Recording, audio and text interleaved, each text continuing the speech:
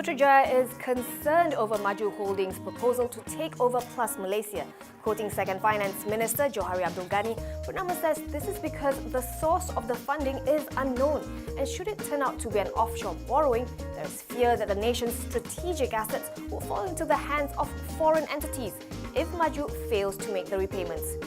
Maju Holdings is making a bid of more than 36 billion ringgit to take over Plus, which is owned by UEM Group and EPF.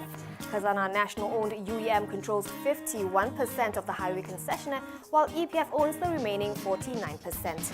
Both have said there is no immediate plan to sell Plus, though they are reviewing Maju's letter of intent.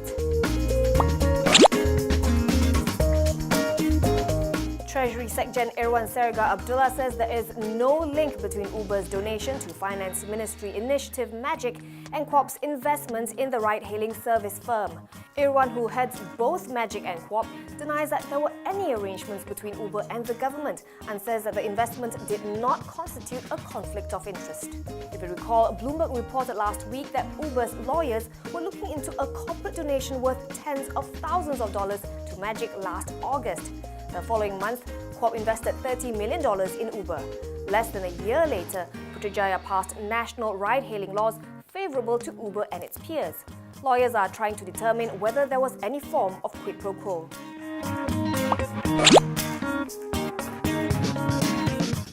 Bank Islam Brunei Darussalam is said to be postponing a planned listing in Malaysia. The IPO would be the first from a company in Brunei and could raise as much as $500 million.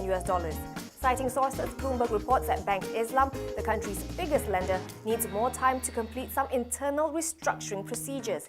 It says Bank Islam had initially planned to submit a draft prospectus to the Malaysian Securities Commission this month and list by the end of the year. The banking group now aims to go public on Bursa Malaysia in the first half of 2018.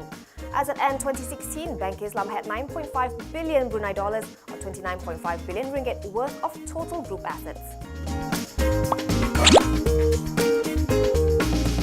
It's not exactly the most popular destination, but just in case you were thinking of visiting North Korea, the Foreign Affairs Ministry says Malaysians are banned from travelling to the Republic until further notice. The ministry says the decision was taken in view of escalating tensions in the Korean peninsula and related developments arising from the missile tests. North Korea and the States have been exchanging verbal salvos over the North's nuclear and missile development program. And according to South Korea's KBS, its top security advisor Chung Eui-eung expects its neighbour to engage in more provocative action next month, around the 10th or the 18th. October 10th being the anniversary of the founding of the North's Communist Party, the Korean Workers' Party, while China is set to hold its Communist Party Congress on the 18th.